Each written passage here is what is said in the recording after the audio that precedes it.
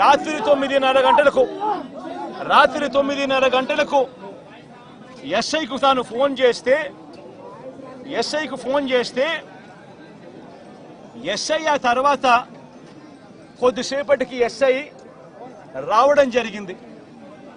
ఎస్ఐతో పాటు 2 కానిస్టేబుళ్ళు వచ్చి గ్రామానికి వచ్చి గ్రామంలో ఉన్న పరిస్థితులన్నీ కూడా చూసి ఎస్ఐ సిఐకి ఫోన్ చేయడము, డిఎస్పీలకు ఫోన్లు చేయడము వీళ్ళ కళ్ళ ముందనే కనిపిస్తా ఉంది. దళితులందరూ నా బంధువులే, దళితులందరూ నాకు దగ్గర వాళ్ళే, నా వాళ్ళే. నేను ధైర్యంగా చెప్తా ఉన్నాను, దళితుల కోసం నేను ఉన్నాను, దళితులకు తోడుగా నేను ఉంటాను. చంద్రబాబు నాయుడు ఒకవేళ దళితులు మీ వాళ్ళేనా అనే గట్టిగా అయితే అవును, దళితులు మా వాళ్ళే అని చెప్పి కూడా గట్టిగా చెప్తా ఉన్నాను. ఇక్కడ దళితులు పేదవాడు మోస్ట్ ఇంపార్టెంట్ థింగ్ చేయాల్సింది ఏంటంటే పేదవానికి ఎవడు తోడుగా ఉన్నాడు అనేది ఫస్ట్ ఆలోచన చేయమని అడుగుతా ఉన్నా. జరిగిన అన్ని ఘటనల్లో కూడా ఎవరికి తోడుగా ఉన్నాడని అడుగుతా ఉన్నా. జరిగిన ప్రతి ఘటనలో కూడా జరగాల్సింది ఏంది, చేయాల్సింది ఏందని అడుగుతా ఉన్నా. ప్రభుత్వం ముందుకొచ్చి స్పందించి మేము తోడుగా ఉన్నాం పేదవాడికి అని చెప్పి చెప్పాల్సింది పోయి, ఇన్సిడెంట్ జరిగితే చేసిన వాడు తెలుగుదేశం వాడైతే వెంటనే వాడిని సపోర్ట్ చేసుకుంటూ వచ్చి ఇటువైపున ఇటువైపున ఈ పేదవాళ్ళు వైఎస్ఆర్సీపీ మనుషులని ఏం మాటలండి ఈ మాటలు? వాళ్ళలో ఇవన్నీ నువ్వు అంటే వైఎస్ఆర్ అంటే నాకు తోడుగా అంటే ఆ తల్లికి నేను తోడుగా నిలబడితే ఆ తల్లి మీద అబాండాలు వేయడమేనా?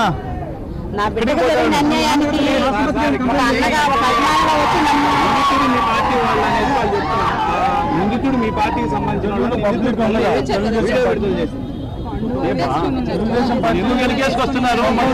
అడుగుతున్నాం కదా.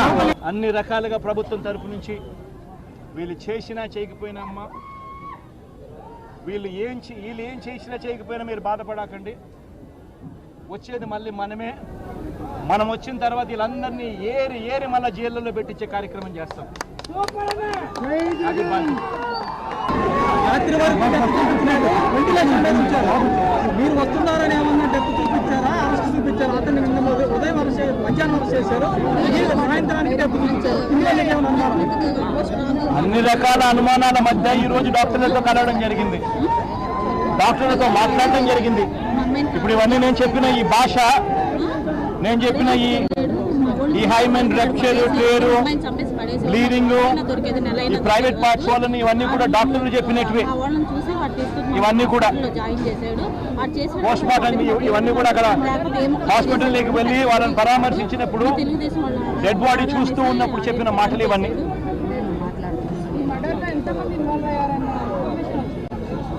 అవి పోలీసులు ఇంట్రాగేషన్లు పోలీసులు దర్యాప్తు చేయాలమ్మా సిన్సియర్గా. మొట్టమొదటిగా జరగాల్సింది చేయాల్సింది ఏమనంటే తప్పు జరిగింది అని ఒప్పుకోండి, తప్పే ఉంది. ఎందుకు వెనకేసుకొని వస్తున్నారు, ఎందుకు కాపాడుతూ ఉన్నారు? మీ వాడు తప్పు చేస్తే ఏదైనా చేయొచ్చు అనే మెసేజ్ ఎందుకు ఇస్తా ఉన్నారు? జరిగింది ఒక అన్యాయమైన ఘటన, నష్టం జరిగింది, ఒక అభాగ్యురాలకు ఘటన జరిగింది. ఆ అభాగ్యురాలు కుటుంబంతో తోడుగా ఉండాల్సింది పోయి ఏం చేస్తా ఉన్నాం మనమంతా కూడా?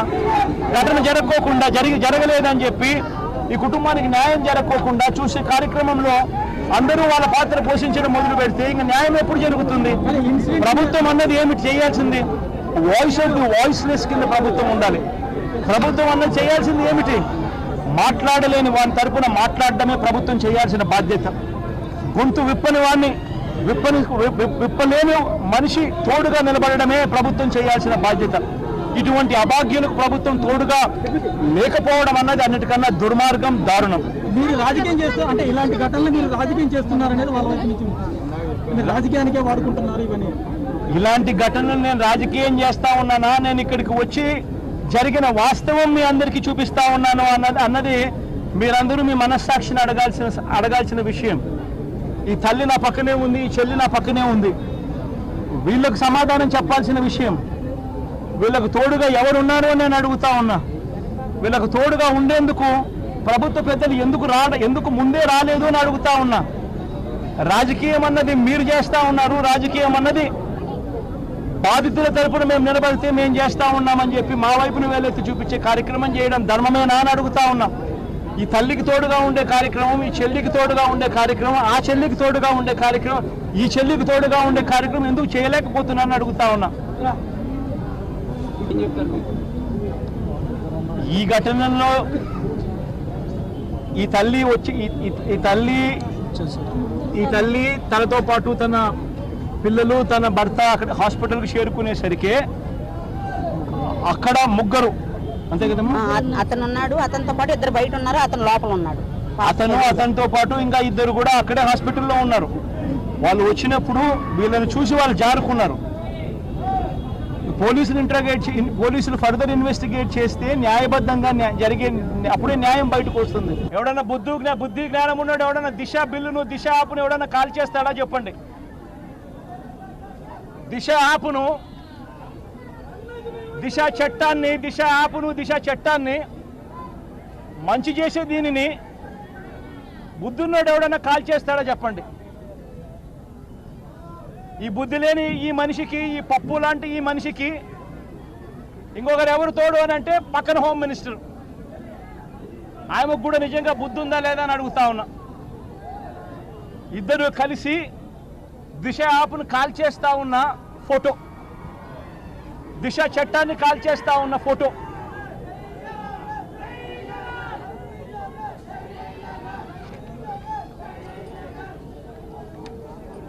ఇంతటి దారుణంగా వీళ్ళు ప్రవర్తించిన పరిస్థితులు, ఇంతటి దారుణంగా ఈరోజు రాష్ట్రంలో ఉన్న లా అండ్ ఆర్డర్ పరిస్థితి. ఒకవైపునేమో అక్క చెల్లెమ్మలకు చేయాల్సింది ఏది కూడా చేయకుండా చంద్రబాబు నాయుడు గారు మహిళా సమాజాన్ని నీరు కార్చాడు. అక్క చెల్లెమ్మలకు ఇస్తానన్న ఏది కూడా ఇవ్వకుండా, బడులు తెరిచే టయానికల్లా అమ్మఒడి ఇస్తానన్నాడు.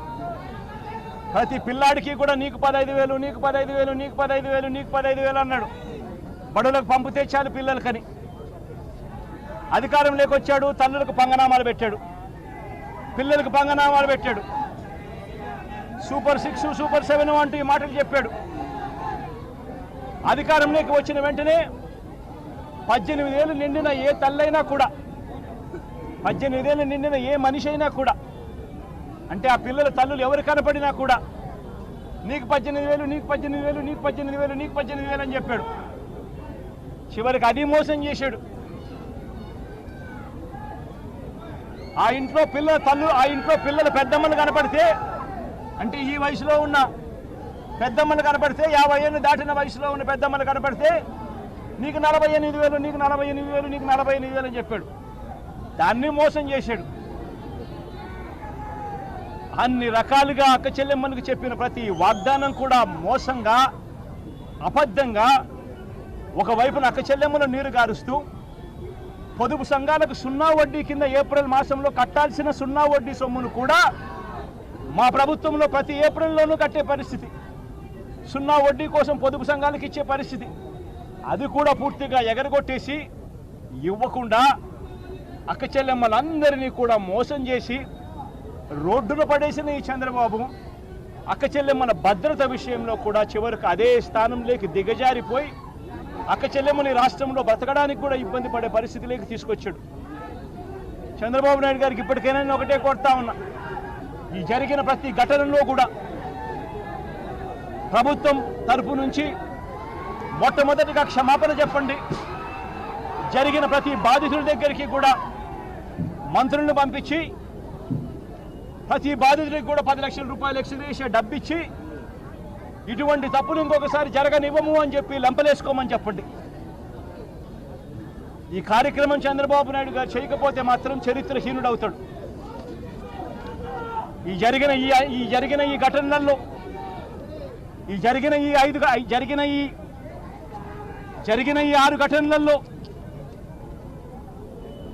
జరిగిన ఈ 6-7 ఘటనలలో వైఎస్ఆర్ కాంగ్రెస్ పార్టీ తరపు నుంచి ప్రతి బాధిత కుటుంబానికి చంద్రబాబు నాయుడు ఇచ్చినా ఇవ్వకపోయినా వైఎస్ఆర్సీపీ ప్రభుత్వం తరపు నుంచి ప్రతి ఒక్కరికి కూడా 10 లక్షల రూపాయలు ఎక్స్గ్రేషియా వైఎస్ఆర్సీపీ ప్రభుత్వం ఇచ్చి తోడుగా ఉంటుంది.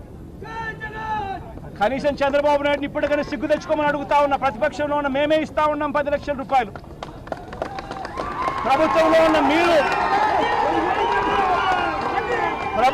ఉన్న మీరు బాధ్యత తీసుకొని మీరేం చేయగలుగుతారు అని చెప్పి ముందుకు రమ్మని చెప్పి కోరుతా ఉన్నాం.